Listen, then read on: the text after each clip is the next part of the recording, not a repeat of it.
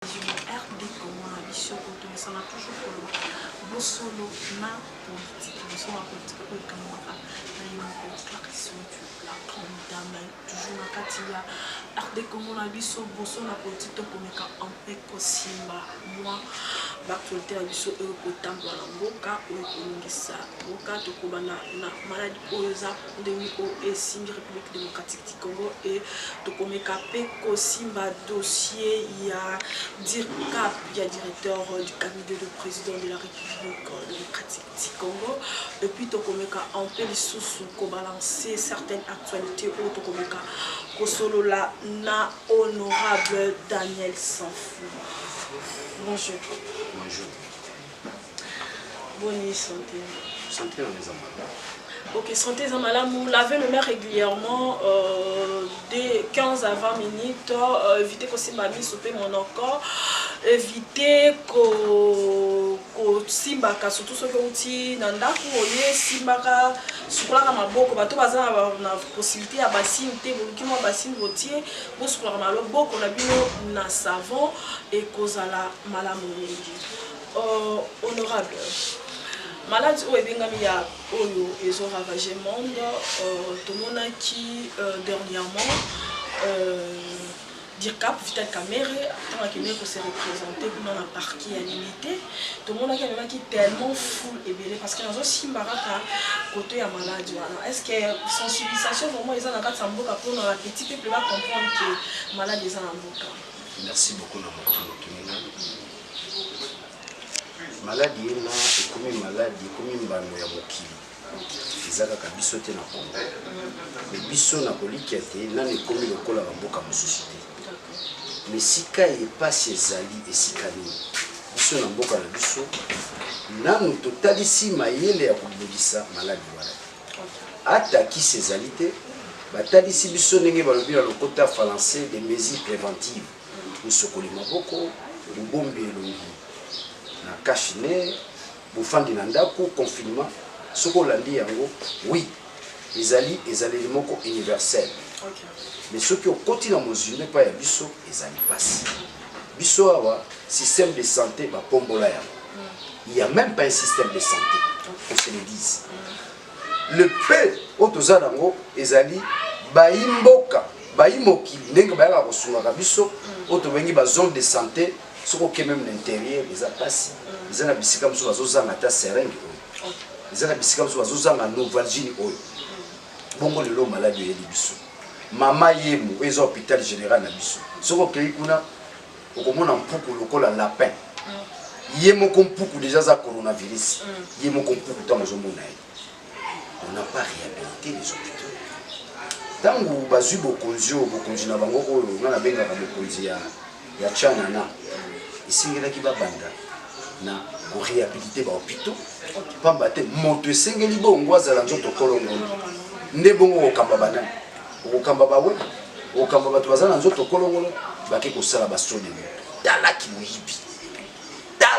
muyibi tala kozanga vision ya kokamba mboka lelo malade ko elibiso ya coronavirus tokokende na so de moto tokokende quelle est la place de la santé dans le programme d'urgence? Il y a Félix. Santé ça. Yo monibe mapumu. Bake bowele la baso de mouton esika ki muyibi koti wana bango na bango zunguluke koti hein bazalaki ntimba na nzuzi lelo comme ntimba libanda nzuzi prison tozoyeba malamu te metolobaka yango bato bazoyiba omoni likambo ekoleka awa olobi likambo ya coronavirus nzambe kaka nzambe tokomi na eleko ye tobela nzambe na biso na banda koloba ntango nyonso bayebokenda po to balanda bemission na biso bokozonga eza makambo fuluki mbango alobaki ntango bokozonga boyeba ndenge kozongela te sikoyo likambo ya coronavirus yawe nanasi mutonto momona lobilobi nazonga na mboka na mboka ngo kozonga avec quelle infrastructure malade ezali yebisanga basi batalisi biso lolenge oyo l'état na biso akobunda na maladi wana yakeli la spéculation ne balobaka na koto ya France moto pe batie wana tamba biso dans le gouvernement, un roi fainéant, un fatigué sur le plan mental, physique, aux autres battés, Bamboka Moussousou Motoso a commis Mokolo, Mayeleza. Ou Fouette Boigny, dans son lit de malade, médecin reconnaître que son cerveau fonctionne. Et que tout en étant malade, il peut projeter certaines rationalités. Tout en étant malade. Mais Bissou na Congo, ceux qui m'ont appris, Atazaki professeur, sur le PCK poste politique, Maëlesi. C'est la première ministre de Zane. Comme on est venu aux Arabes, il y a un Kamba. Là, on a un roi fainéant. Roi fainéant. Ceux qui ont étudié de la littérature, ils peuvent facilement comprendre ce que j'entends par roi fainéant. Akola qui se sika mon côté qui est Azali premier ministre, dans la bonne bonne la coronavirus, malade et bandit, Wuto, le 8 mars. Le 8 mars 2020. Mbano et bandit, nungu, ceux qui ont dans la caméra, tout débloquer Mboka, tout réhabiliter, Mama Yemo, tout réhabiliter, centre de référence, eux en Mboka, Pambate, et comme on a capacité d'accueil, il y a Koyamba bateau, et si comme malade les amis. Quel est l'hôpital on a vu ça? Au Kosanza. L'hôpital, il y a un moment où on peut se maladie. On a dit là, à Mobeko, l'hôpital, ils allaient si comme et puis choquiner. Il y a un moment où l'hôpital, et oui, on peut se l'obiko par son environnement. Mais quel est l'environnement de l'hôpital? Voilà, honorable aussi. Donc, un mot pour la relobater. Jusque-là, Bisso, les dispositions appropriées. Dans notre monde, nous avons député. Nous avons élu à Moamba, nous avons élu à Kinshasa. Nous avons élu à Bisso. 110, 140, 160, 20 guéris. Par contre, il y a 20 wana babiki ndenge nini. Nini bopesi bango po babika. Bon, oh bakufi wana boko kunda bango wapi. Toko mona te. Mais toko mona baninga ndenge bako. Donc anemo coronavirus c'est la qui s'y était. État congolais, c'est un état qui n'existait pas encore. To bundangai na bino lobby to tonga mboka ya solo mboka yo komona directeur ya cabinet o te yeba zoke liboko na kati ya nzungu o ye mutayibaki o mbongo msusu apesaki mwasi na ye o mbongo msusu o héritier wa Tanabe o mbongo msusu ezoyeba na position te aza kuna na boloko mais bopesi na lokumu bopesi na longonya bayimboka na nzela maloba na biso nde monani te ya solo likambo 15 millions ezaki likambo bakwaki kokwaka likambo ya baso de mouton. Vous savez, dans tout cela la somme d'argent se résume à 375 millions de dollars. Tala batu bazangi kolinga mboka 375 millions tokotonga bahôpitaux tokosunga bato ata lipa parce que mati babenga ngo grammage. Grammage ali pelinga osala nini emata. Tokosala ba plantation beyo boko bayemba kona ba musiciens, les pacificateurs na bango bana ngo bayemba ka banzem tokomona kokanga bango. Neti ba hérité wa Tanabe le kangi ye. Après ça va combien? Hérité ça puis au vieux ya plus petit à vieux na e kamere. Ala pia asakala na bana basi l'actualité. Awa moni bakangi vieux na e na kanisi. Alors, comment l'immémia n'a pas base. Honorable, l'actualité reste dominée par le président de l'Assemblée, Andrea Sénat, pour ceux qui interviennent et réactionnent par rapport à Marabalobi. Étant d'urgence, le chef de l'État a consulté qui va monter, chambre haute, chambre basse, aux députés nationaux. Il a invité à réagir comment par rapport à propos il y a tenu. En fait, nous sommes en face, il y a ce que moi j'appelle l'amateurisme politique. Dans un pays, il y a ce qu'on appelle la séparation du pouvoir. Oui. Face à la séparation du pouvoir, il y a une intelligence qui conduit les institutions de l'État. Pour qu'il y ait état d'urgence, le Parlement est obligé, n'est-ce pas, de s'impliquer. Pourquoi? Parce que l'état d'urgence, c'est pour 30 jours. Il peut y avoir prolongation. Et vous allez prolonger comment?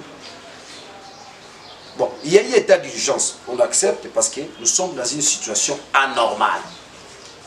où le Parlement ne peut pas siéger. Nous sommes dans une situation normale. Le président prend le devant pour décréter, n'est-ce pas, l'état d'urgence. C'est une bonne chose. Mais maintenant, cet état d'urgence est verrouillé par quel type de loi? Il faut qu'il y ait des lois qui accompagnent. Il faut une substance qui accompagne, n'est-ce pas, l'état d'urgence. Parce que s'il y a nécessité, au-delà de 30 jours, le président peut solliciter encore 15 jours. Vous comprenez? Donc les gens sont restés dans la nostalgie, n'est-ce pas, de la dictature. Ils veulent faire de Félix dictateur. Président Kolobakaka, il y a des présidents. Non, non, non, non. Nous sommes dans un système où il est dans l'incapacité de se faire passer pour un dictateur. Mais pendant l'état d'urgence, oui, le président jouit des prérogatives qu'il ne peut pas jouir dans une situation normale. Dans l'état d'urgence, en un mot, pour que l'opinion me comprenne, le président devient dictateur. Vous comprenez? Comme c'est là ici. Non, il va au-delà de la Constitution. Si. Parce que c'est un état d'urgence, oui, ce n'est pas une situation normale. Oui. C'est-à-dire qu'il peut révoquer, il peut nommer pendant cette période de 30 jours. Oui. Okay. Parce que c'est une situation qui ne dénote pas de la Constitution. Vous sortez, n'est-ce pas, du caractère constitutionnel parce que la situation n'est plus normale. Oui. Ça peut s'opérer en temps de guerre, ça peut s'opérer lorsque le pays est en... Il y a pas mal de contours qui nécessitent, n'est-ce pas, l'état d'urgence parce que un des premiers citoyens doit prendre le devant pour défendre le pays face, n'est-ce pas, à un drame national. Or, nous sommes en face d'un drame national. Le président a l'obligation de s'élever dans la dynamique, n'est-ce pas, de la Constitution. Alors, à ce moment-là, il n'est plus dans la logique constitutionnelle, il sort du caractère constitutionnel, c'est ce que nous appelons l'état d'urgence. Donc, pendant cette période, c'est un petit dictateur ou c'est un grand dictateur. Vous comprenez? Si. Alors, maintenant qu'il y a possibilité que l'Assemblée siège, c'est là où, n'est-ce pas, nous allons, n'est-ce pas, renforcer la substance de cet état d'urgence. Accompagné du soubassement, qui est, n'est-ce pas, des peuples. Il n'y a pas de soubassement. Non, le soubassement, il va y avoir un congrès, c'est ça le congrès. Et pour qu'il y ait un congrès, le président consulte, n'est-ce pas, les deux chambres. Mais le président de la Sénat n'était pas informé, il a dit que Azaki, président Bengaki, mais il a quitté que bon Bengaye, on a Makambouana. Je pense qu'on a... Vous ne voyez pas que c'est... Non, je pense qu'on est tenté, ils ont harmonisé la situation. On a harmonisé la situation. Et pourtant, c'est un faux débat. Hein? À mon humble avis, c'est un faux débat. C'est Jean-Marc Kaboul qui veut alimenter ces débats avec ses insuffisances. Hein? Avec ses insuffisances, ses limites scientifiques. Il va alimenter ces débats. En fait, les gens se font d'illusions. Se font d'illusions. La congrès, la Félix, non, ce n'est pas ça. Nous devons éviter de désorienter notre peuple. C'est pourquoi il est dit. C'est l'élite qui doit engager le pays, n'est-ce pas, à sa destinée. À sa destinée. Ce n'est pas l'homme de la rue. Ce n'est pas celui qui a des insuffisances. Ah, la Congo, c'est le repas. Tout le monde comme président, tout le monde vice-président assemblée, tout le monde comme...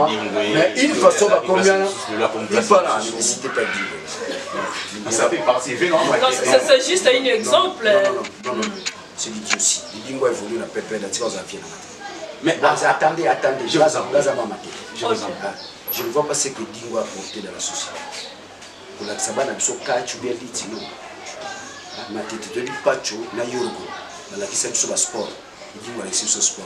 Il dit que c'est le Bidingo Balande, ba bébé civil là-bas. Il se peut pas couper. Il dit que PPRD, tant qu'ils allaient salir comme il est pèse. Donc, ce n'est pas un modèle. Ce n'est pas une référence même à ma tête. Donc quand nous venons dans les émissions, cherchons beaucoup plus la classe. Il ne faut même pas faire allusion à l'idiotie. Il dit oui, c'est le symbole de l'idiotie. Vous avez attendez. Monsieur. Retirez cela s'il vous plaît. Kiboniama, c'est trop, c'est au-delà. Retirez cela s'il vous plaît. Je peux couper l'émission, je ne les retire pas. Si un papa, moi mes enfants, dis-moi, yo on a banane, on va jouer d'une grande référence. C'est toi qui l'as dit. Alors moi je te dis retire alors. Depuis nous pour ça la émission on va s'en aller pour retirer. Non attendez monsieur. Yo mutolobe dingo zaki na pepe da comme na IDPS. Est-ce que moi je te dis de retirer? Retire alors. Non, retire. Retire non. D'abord, si ça permet de lancer ça question là. Azaki n'a pas perdu. Aujourd'hui il dit m'a amassé IDPS. Mais un tel comportement ben na français ba benga c'est là na français ba benga Dieu c'est la linga des alignes ya mati parce que yo ça na retire. Est-ce qu'on a qui passe à Gibonia? Yo ka passe pour na mo bonia. Faut maîtriser les mots monsieur. Voilà, la première année sur autant que classe autant en cours de français, il y a ce qu'on appelle les familles de mots. Tout en les familles de mots. Si. Moi je suis linguiste. Il y a on a émission en français ba benga idiotie. Mais la linga la bonia ma tata bokolo. Aye na parti au PPRD. Ensuite, carte à Belélia, Nalandi Raïs. Après, si c'est 6 mois, 7 mois, ensuite, sous Kata, Nalandi Félix. Il n'a pas changer les côtés place monsieur. Non, attendez, qu'est-ce qui. Toi, tu veux que ton fils. Et dis-moi la référence. Moi, je n'ai pas papa. Il y a une référence à la VZ Dingo. Toi, tu es au Limango. Mais dis-moi, parce que tu m'as dit de retirer. Monique est au Mamboka par rapport à niveau de Natanga Martin Luther King, dans son livre intitulé La force d'aimer. La force d'aimer. Le plus grand problème actuel de la société, c'est la capacité de réfléchir. Alors, il y a corrélate, alors il y a félicité, alors il y a corruption, alors il y a saut des moutons.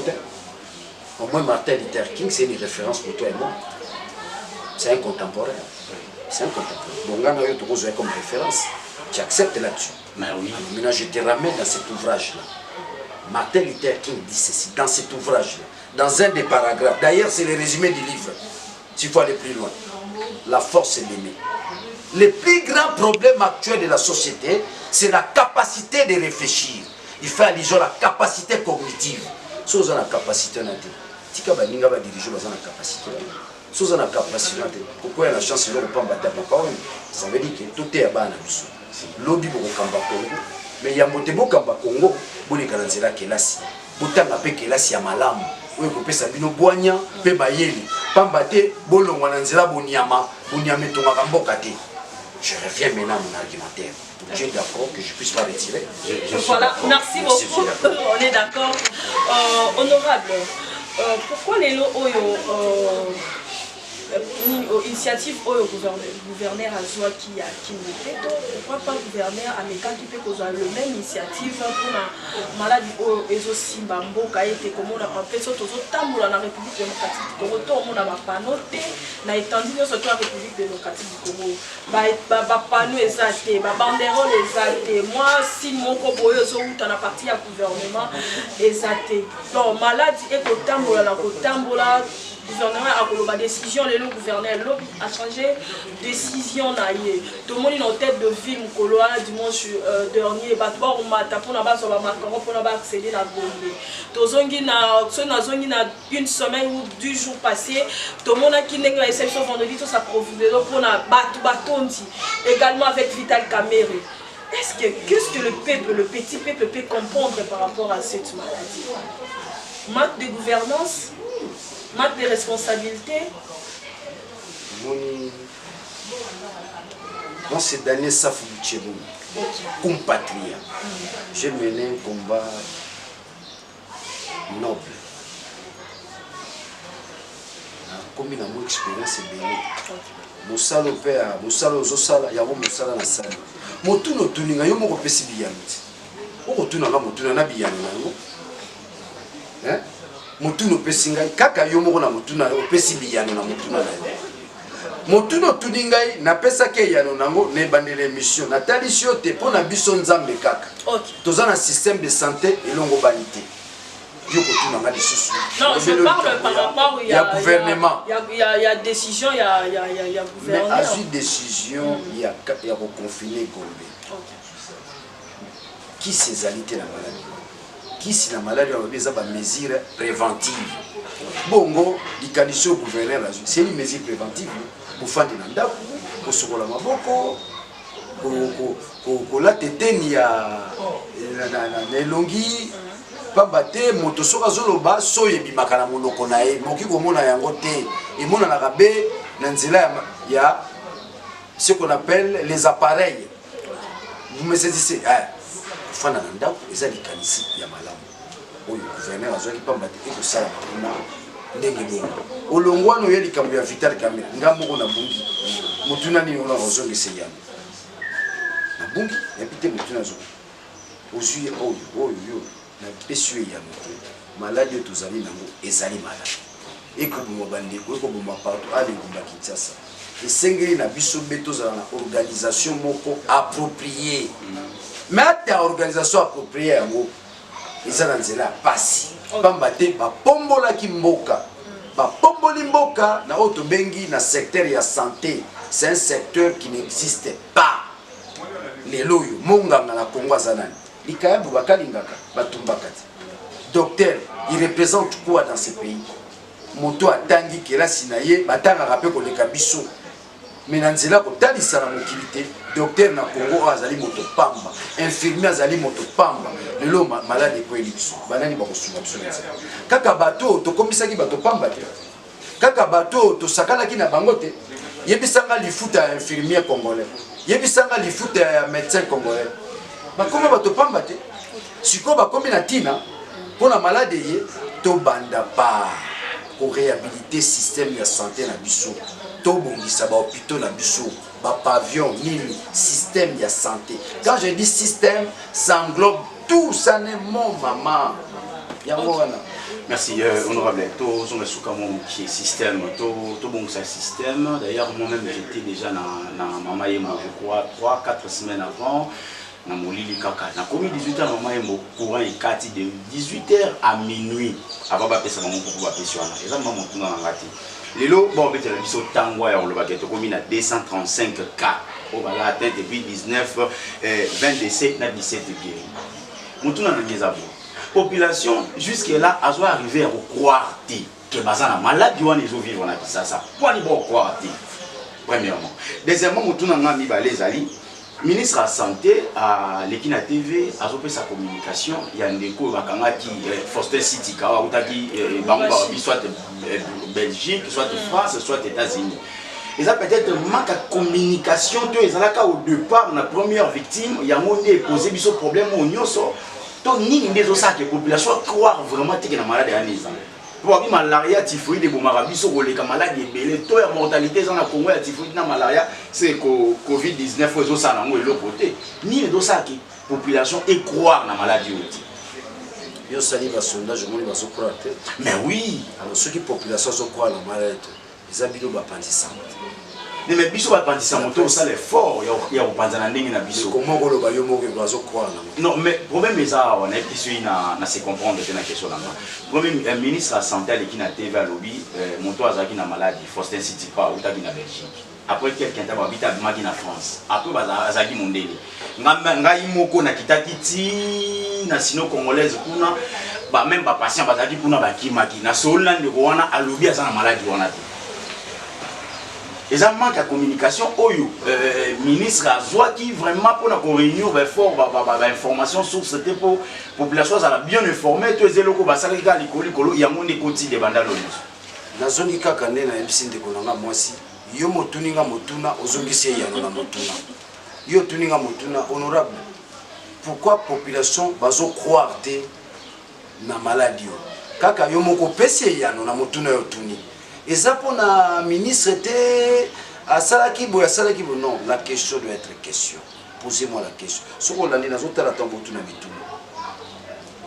Le cola, on a dit qu'on a fait la mission. Non, vous osez ngongé belé na motuna. Vous songez ya na rozonga. Non, reclaircir ngandé na zamoto mayele, na zamoto na boanya. Naza moto na maele, weko tuna moto, weko kuta na moto mukete. Weko kuta na moko ya nganga maele ya Congo.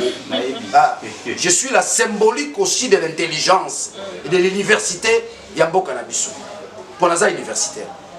Ceux qui na la kisi boanyate bongo baza na sima ba kolobali ya Congo mboka ngo eza ya zololo.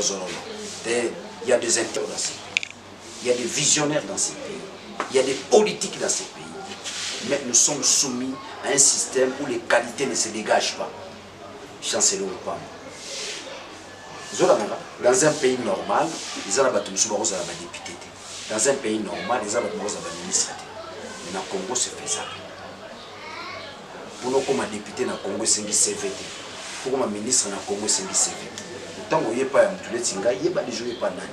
Vous n'avez pas un Nganga Maël. Vous avez pas Emmanuel Kant. Vous n'avez pas Perelman. Vous n'avez pas Kenkiga. Vous n'avez pas Mutuza Kabe. Vous n'avez pas Chamale Ngantumba. Donc, nandenge wana tokozonga siko na mutuna nozali na koti na babengi l'intentionnalité de ta question. Pour nous comprendre la question par ce qu'on appelle la démarche scientifique. Oyo moto alingo loba yo de jeux soyebi alingo loba abinyango saisir l'intention de l'autre, l'intentionnalité. On est comme David Youn avec la phénoménologie. Na yesi ko na mutuna mboka na biso na mutu komi leleko ya kosala mosala na bwanya te na mayele pamba te makanisi na biso mayele na biso ekenda na libumu. Le cerveau est migré na ventre tango yo boni bato bakondima te malade ya les amis. Il se pose un problème de la communication. Motomoka mayele alobi, si l'homme fait le mal parce qu'il ne connaît pas les biens, le juif connaîtra les biens, il le fera nécessairement. Socrate, philosophe grec. Ce qui va dire ici, na baimboka de coroner zali penda solo, bakobanga malade. Mais ce qui va dire ici, ne le koye, tozana mikakatano. Ce qui na ba chaîne la télévision la biso, ba programme ezali. Ba tienzembo héritier watana. Ba tienzembo kofi. Batie débat politique. Les sikeye ba tombo la bongo likambo ya corona to communauté de sikaya. Que batian kita la communication c'est de l'argent. Que représente la presse congolaise aujourd'hui? C'est une presse pauvre. Très pauvre. Est-ce que pendant cette période ils ont pensé subventionner la presse, basala musala, ba panza sango, ti kuna la CCC motosuka ba te malade des amis. C'est un point de la communication, c'est un point de la conscience, c'est un point de la vision. Vous ne sentez pas acharnement à l'autorité. Il y a une certaine légèreté, il y a l'absence de l'intelligence, l'absence d'une approche technique. Il se pose encore un problème du comment. Parce que le problème du comment répond à la technicité. On n'a pas encore posé le problème du comment. On est encore dans les pourquoi. Pourquoi Corona, ils ont moment. On est dans les pourquoi. Or ailleurs, ils ont quitté les pourquoi. Ils sont dans les comment. Et les comment nécessitent une approche technique. Je suis d'accord. Mouyembe est là. Mouyembe, il va bilinguer peut-être Mouyembe. Aza moko ya moto a bandi ko combattre ba virus. Dans les années 74, Mouyemba combattit un grand virus, c'est Bomaka Batu dans l'Équateur. Un grand virus, avant même Ebola. Mouyemba. Mais le cas Mouyemba va confier. Mais s'il est dans un système politique qui est malade, s'il est dans un système politique qui n'a pas la vision, est-ce que Mouyemba va s'en sortir? Je ne pense pas. Moi je pense que les Osenga, Baïbako Tala Yomoko, tout ça la maladie, on va battre Moussou côté. Bako siéger dans le congrès, nous avons vice-président de l'Assemblée nationale, Jean-Marc Kabou. Il y a des dégâts. Il y a des bino parents, il y a des parents. Si, moi, je suis dégueulasse. Je suis tabissa moi. Pambate lobi moi na Kambamboka. À Kambamboka na Bunyamate. Un débat. Toi, tu vois vraiment Jean-Marc Kabou engager un débat scientifique avec les tambours. Tu crois? Hein? Donc, on a confondre IDPS et Mboka. IDPS a fait privé, ça parti privé, ça fait privé. Ça n'a rien à voir avec la constitution. À mon ami, sur quoi présente avec insuffisance. Tant qu'on a le bango son temps, on a un normal. On a un moment. Mais les loups, face à un congrès, ils vont nous permettre, n'est-ce pas, aménager la mouture.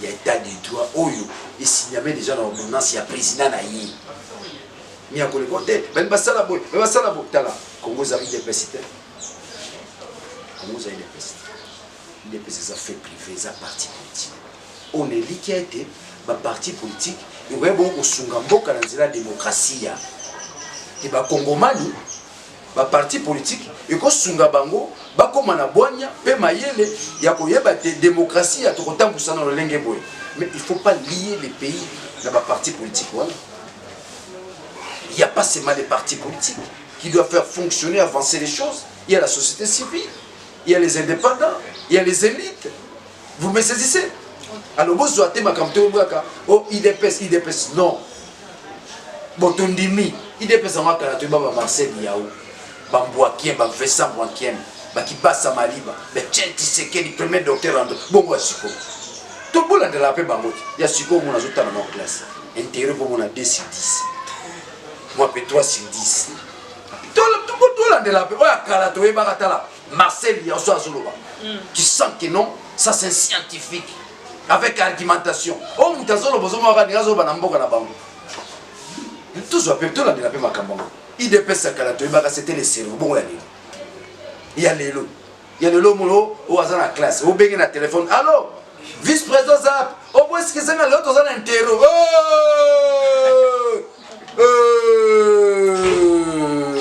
il y a kana mamboka approquer mambo interro mais honorable yo pour ça kana IDPS est-ce que l'on au prédation ma participer d'abord ngai naza journaliste la loi m'interdisait naza na carte à part boîte bon donc il est par deux chemins na longwa ta basanga na kabila na longwa on a satisfait on za mambo yo comme tout été na longwa peda ko na longwa ya ko longwa peda donc o longwa na misisa chumwa yo bendi na misisa qui o longwe non ça je te le dis quelle est la vocation de l'IDPS instaurer un état de droit quelle est la vocation de l'IDPS c'est combattre la dictature. Quelle est la vocation de l'IDPS? La démocratie. Quelle est la vocation de l'IDPS? Le progrès social. Quelle est la vocation de Kabila? La destruction du Congo. Par quelle magie, par quel mécanisme qui le long à la barate? La longwa talana azaboye. Ndazo sala politique to bango azo sala. Otondi sandamu na ba dollar na ba millions. Tango kufa ba kunana ba mbongo. Ndazo sala politique laisser un nom oyo bana nangai osunga bango ezala possibilité o bango ba ko bakisa o ngana sala kiti na sala politique te ko non na somi ndako na somi nini sali boy vie nyango ye wana bazala na somi bandako na banyango wa ko so bazala donc nous ne faisons pas la politique pour devenir milliardaire on comme milliardaire te na mbongo mboko so on va milliardaire benga tata na yo et puis ba tata na ba milliardaire te boni bana ba ko milliardaire so on va milliardaire sala bilanga ya cacao ya masangu ya loso on comme milliardaire une tonne sémencière de riz c'est $8,000 une tonne sémencière de maïs c'est $6,000 so ça dit ici tu fais une plantation sémencière de maïs tu as combien de millions? Si tu fais une plantation sémencière de riz, mon bilon on sala lobi. Mon temps on tika politique. Maman na plantation masango, plantation sémencière. Nous avons teka masango na ba Zambie, na ba Kenya kwa ba mpe balo na basango. Même so ala Congo to na monte. Eza na ngo initiative de ça. Donc bato bazo kamba. Oh bozala ndé. Na mboka na loba na mboka na. Ah tozala na baso de mouton. Baso de mouton ça. Ah tozala baso de mouton. Yoga bato bazokamba mo yoga bakomla kamere nyakinya irelengi yoga bakomba bato bazokamba biso donc le pays ekotaki na kimuyibi yango moni biso bato bazofinga biso bazozwa malédiction na nzambe nous avons joué un grand rôle dans ce pays c'est lui n'est-ce pas d'éveiller la conscience critique de tout un peuple que les peuples comprennent que ceux qui vous dirigent soient à la fois voleurs et mafieux. Alors, Moïbi, soit Kambabino, à ton ramboka te, Makamba 15 000 bana babanya. Daniel Safit, Toye Marambasso des moutons, banane babanya. Daniel Safou Moukebaï, on nous prend pour des dingues, nous jouons ensemble. Kamela Zawapi, azoli avungule azoli avungule Le faiseur du roi bakandi na kati ya prison. là sont des expressions asala rwani Fati.